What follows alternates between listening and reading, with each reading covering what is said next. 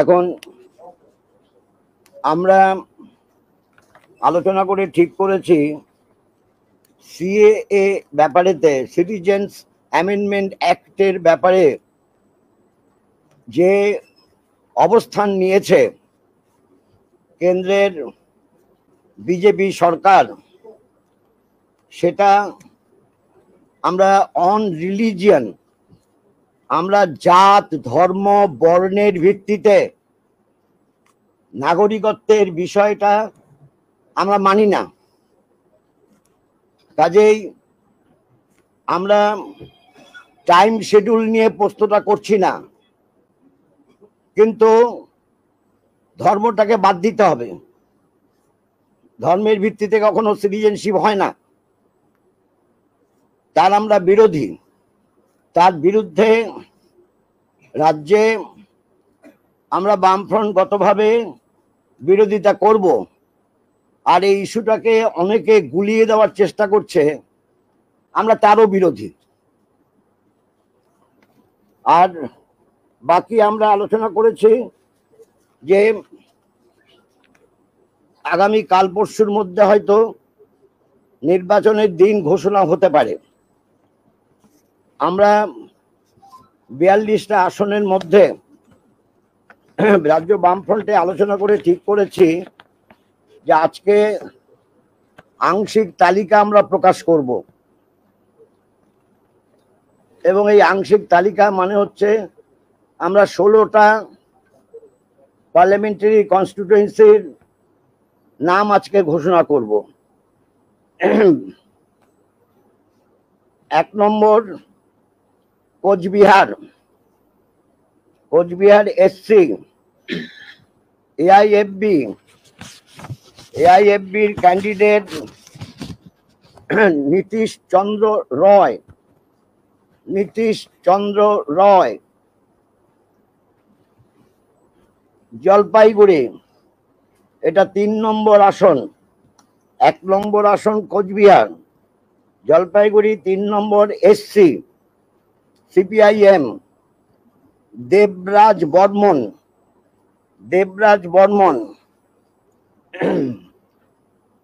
6 নম্বর আসন লোকসভার 6 নম্বর আসনে বালুরঘাট, আরএসপি জয়দেব সিদ্ধান্ত। 12 নম্বর আসন কৃষ্ণনগর, সিপিআইএম এস এম সাদি। এই 4 জন যে নাম ঘোষণা করলাম, এই 4 জনই কিন্তু নতুন। দমদম, এই আসনটা হচ্ছে 16 নম্বর লোকসভা আসন। 16 নম্বর লোকসভা আসনে সিপিআইএম সুজন চক্রবর্তী। সুজন আগেও ছিল, এমপি ছিলেন। 22 নম্বর লোকসভার 22 নম্বর আসন যাদবপুর, সিপিআইএম সৃজন ভট্টাচার্য। 23 নম্বর আসন লোকসভার 23 নম্বর আসন কলকাতা দক্ষিণ, সিপিআইএম সায়রা শাহ হালিম উইমেন। হাওড়া 25 নম্বর লোকসভার আসন, সিপিআইএম সব্যসাচী চ্যাটার্জি। আগে যে বললাম সৃজন ভট্টাচার্য, সায়রা শাহ হালিম এবং সব্যসাচী চ্যাটার্জি নতুন। শ্রীরামপুর 27 নম্বর লোকসভার আসন, সিপিআইএম দীপশিতা ধর উইমেন নতুন। হুগলি সিপিআইএম হুগলি 28 নম্বর হুগলি সিপিআইএম মনোদীপ ঘোষ নতুন। 30 নম্বর লোকসভার আসন তমলুক, সিপিআইএম সায়ন ব্যানার্জি নতুন। 34 নম্বর আসন লোকসভার মেদিনীপুর, সিপিআই বিপ্লব ভট্ট নতুন। 36 নম্বর ও গতবার কন্টেস্ট করেছিল, এটা ভুল করে নতুন লিখেছে। 36 নম্বর আসন লোকসভার বাঁকুড়া, সিপিআইএম নীলাঞ্জন দাশগুপ্ত নতুন। 37 নম্বর লোকসভার আসন বিষ্ণুপুর এসসি সিপিআইএম শীতল কৈবর্ত নতুন। 38 নম্বর আসন বর্ধমান পূর্ব এসসি সিপিআইএম নীরব খান নতুন। 40 নম্বর আসন আসানসোল সিপিআইএম জাহানারা খান উইমেন নতুন। এখানে একমাত্র সুজন ভট্টাচার্য ছাড়া আর সুজন চক্রবর্তী ছাড়া বাকি সুজন চক্রবর্তী, বিপ্লব ভট্ট, এটা ছাড়া সবই হচ্ছে নতুন। দুজন বাদ দিয়ে আমি যে 16 জনের নাম পড়লাম, 14 জন নতুন। আর এই 16 জনের মধ্যে আমি 3 জন মহিলার নাম ঘোষণা করেছি। এই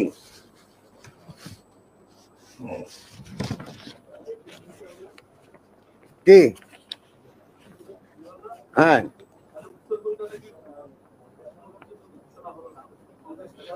আচ্ছা 16টা ঘোষণা করা হয়েছে পশ্চিমবঙ্গে। আমি তো জানি 42টা আসন, 42টা আসনে 16টা ঘোষণা করা হলো। আমি শুরুতে বলেছি এটা ফার্স্ট লিস্ট ঘোষণা করেছি।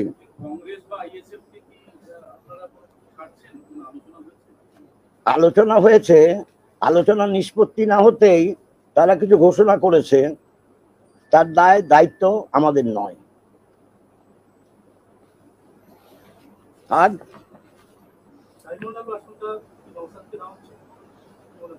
সেটা তো নৌসাদকে জিজ্ঞেস করতে হবে, আমি তো নৌসাদের পার্টি করি না। না আইএসএফ ডায়মন্ড হারবার লড়বে কিনা সে তো আইএসএফ ঠিক করবে, তারা তো জানায়নি, তারা কখনো বলেনি। জোট কোনোদিনও ছিল না, জোট হয় না, বোঝাপড়া হয়, আসন সমঝোতা হয়, সিট অ্যাডজাস্টমেন্ট যাকে বলে। all time we are going for seat adjustment, not that we are going to form another front more than a left front. না, হ্যাঁ মিস্টেকের উপর ধরে দিন, দেখে দিন। হ্যাঁ এবার বসেই আপনি শুধু ওরা ছবিটা জুম করে নেবেন। হ্যাঁ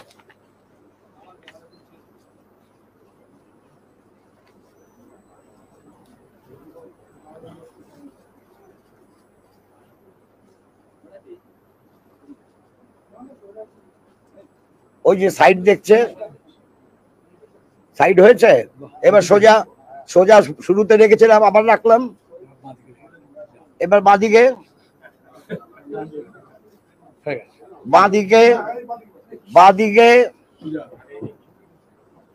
মাঝে, ডান দিকে, আবার বাঁদিকে।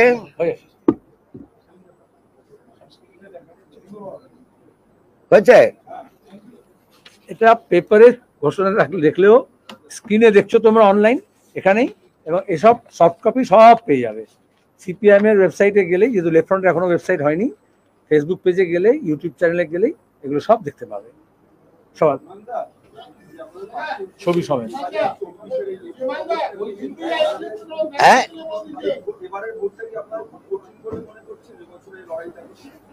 যে কোনো নির্বাচনী লড়াইটা কারণ সহজ হয় না, সব নির্বাচনী লড়াই কঠিন হয়, শুরুতে নামবার সময় যা থাকে, নেবে গেলে তখন মানুষজন এসে গেলে পর তখন আবার সরগরম হয়ে যায়, এই তো নিয়ম। হ্যাঁ, একজন ওয়ান এট এ টাইম। আমি বুঝতে পারলাম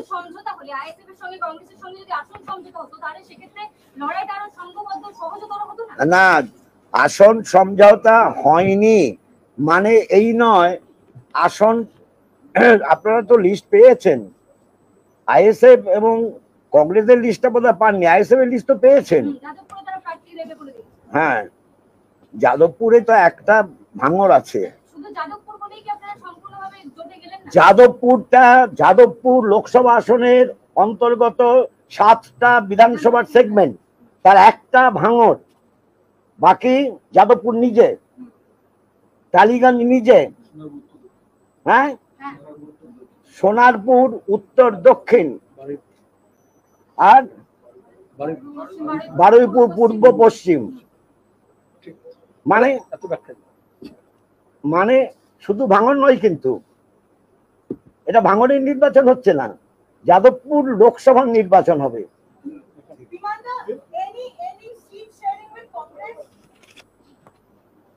If Congress want to have seat adjustment, we are not to say no. They have to come forward, and accordingly the seat adjustment negotiation can continue. But have they not discussed seat sharing with you till now? Has there been no discussion with the Congress so far? They probably, the provincial leaders are there in Delhi to have a talk with their senior leaders. So let them finish their talk with the ICC leaders, and then they will be in a position to have talk. Are you going to leave any seats for Congress so far in these 42 seats? You know, we have already read out only 16 seats. Minus 16 in 42, how many seats? So the remaining you are leaving it for Congress? You know, remaining all seats can't go to Congress. That's what I'm asking, sir. Are you leaving any specific number of seats for Congress? That should be practical. That cannot be hypothetical. If some people wants to swim over, you know, hypothetical proposition, we are not eager to have the hypothetical discussion. Has Adhir Ranjan Chaudhary still not engaged in any dialogue with you on seats? Yes, he had a talk with Comrade Muhammad Salim, but the talk is not, you know, foolproof.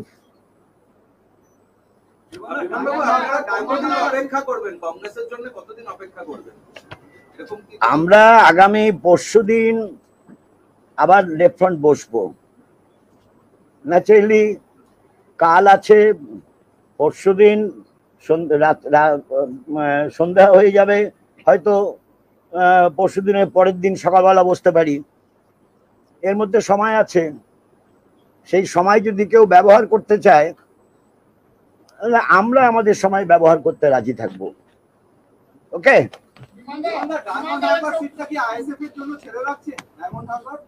না, কারোর জন্য ছাড়ার প্রশ্ন না।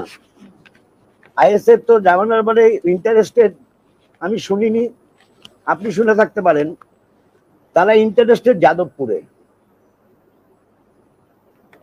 Diamond হারবারে তো, diamond Harbour সিটের মধ্যে তো ভাঙন নেই। কেন্দ্রীয় স্বরাষ্ট্রমন্ত্রী আপনারা তো সিএ বিরোধিতার পথে হাঁটবেন বলে জানালেন, কেন্দ্রীয় স্বরাষ্ট্রমন্ত্রী আজকে সিএ প্রত্যাহারের বিষয়ে এমন কোনো সিদ্ধান্ত বা পরিকল্পনা কেন্দ্রীয় সরকারের নেই সেটাকে স্পষ্ট করেছেন, এবং তিনি বলছেন যে কোন রকম রাজনৈতিক ফায়দা তোলার জন্য এই সিএ নয়, সমস্ত রাজনৈতিক দলগুলি তাকে বার্তা দিয়েছেন এবং মুখ্যমন্ত্রী কড়া সমালোচনা করেছেন। একটাই কথা, কেন্দ্রীয় স্বরাষ্ট্রমন্ত্রী একবারও এই বেসড অন রিলিজিয়ন আইডেন্টিটি তা নিয়ে কোনো কথা বলেননি। আমি শুনেছি মিস্টার অমিত শাহর বক্তব্য আমি শুনেছি, একবারও উচ্চবাচ্য করেননি। তিনি তার মতো করে গদ বলে গেছেন, যেরকম গদ সবসময় বলেন। इंडिया गठबंधन को लेकर लगातार दिल्ली में बैठक का सिलसिला चला। इसके बाद हमने देखा पश्चिम बंगाल में तृणमूल ने पहले सूची जारी कर दी। इसके बाद कांग्रेस के संग वहां का गठबंधन की जो बात चर्चा चल रही थी उसको लेकर अभी तक तय नहीं हुआ है, आप लोगों ने सूची जारी कर दी। क्या लगता है भविष्य में संभावना है कांग्रेस के संग गठबंधन का?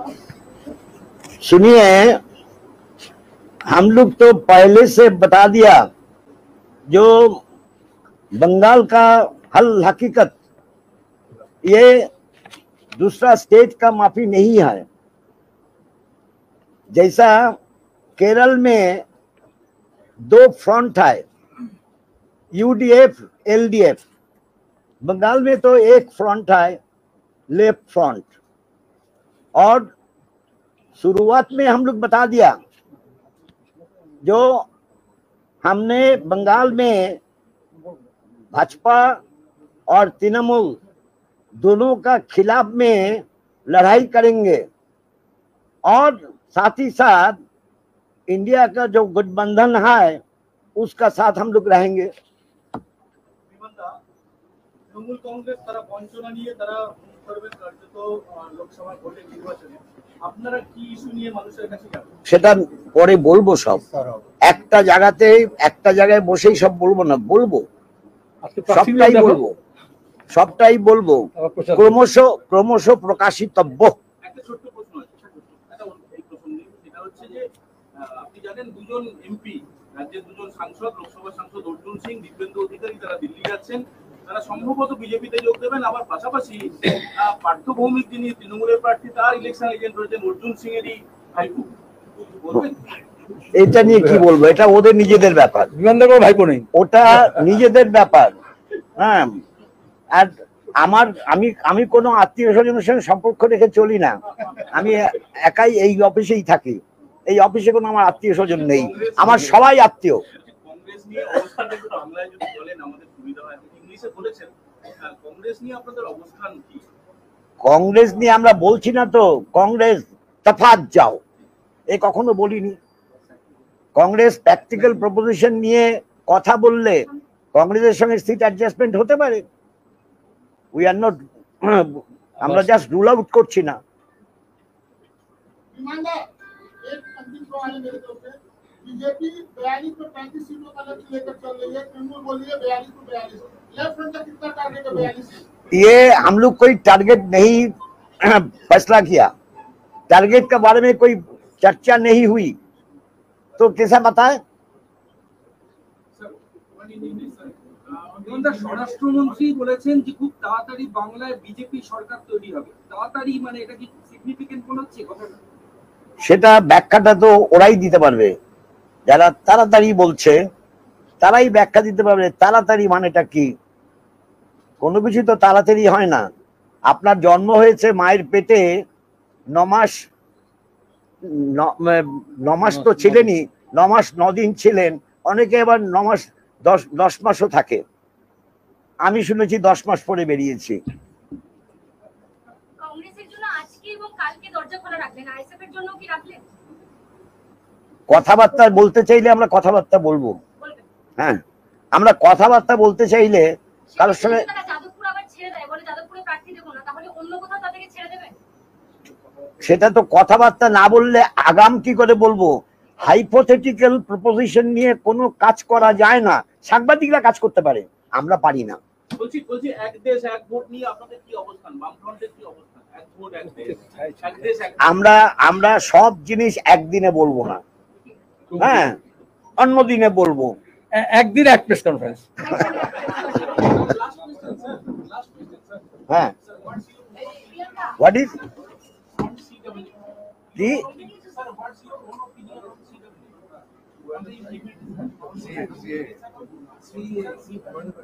I have clarified that we don't believe that citizenship can be based on religion only. We don't believe, and that will be the handle in the hands of the BJP to to hurt other religious people. That we don't like. Okay?